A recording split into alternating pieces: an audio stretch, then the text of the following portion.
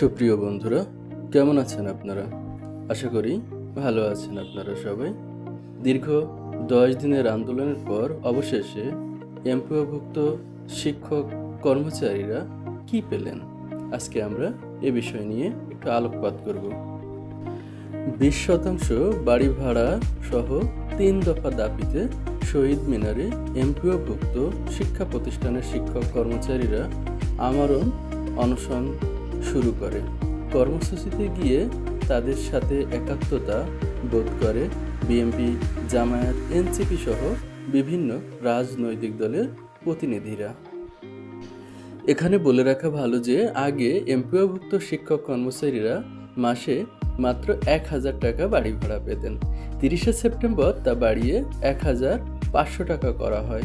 পরে 16ই অক্টোবর মূল বেতনের 5% বা ন্যূনতম 2000 টাকা নির্ধারণ করা হয়।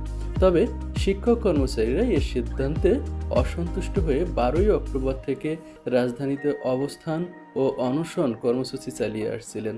তাদের দাবির মুখে এবার সরকার 3য় দফায় বাড়ি ভাড়া পুনর্নির্ধারণ করল। পুনর্নির্ধারিত বাড়ি ভাড়া তাদের দেওয়া হবে মূল বেতনের 15%।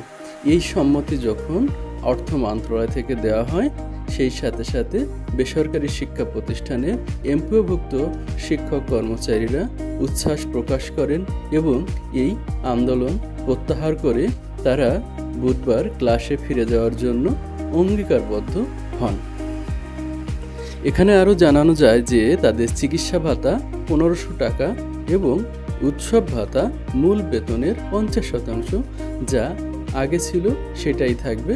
এটার আপাতত কোনো পরিবর্তন হবে না। সুপ্রিয় বন্ধুরা, আজ এই পর্যন্ত। দেখা হবে অন্য কোনো দিন, কথা হবে অন্য কোনো টপিকস নিয়ে। সেই পর্যন্ত আপনারা সবাই ভালো থাকুন, সুস্থ থাকুন, এই প্রত্যাশায় শেষ করছি। ধন্যবাদ সবাইকে।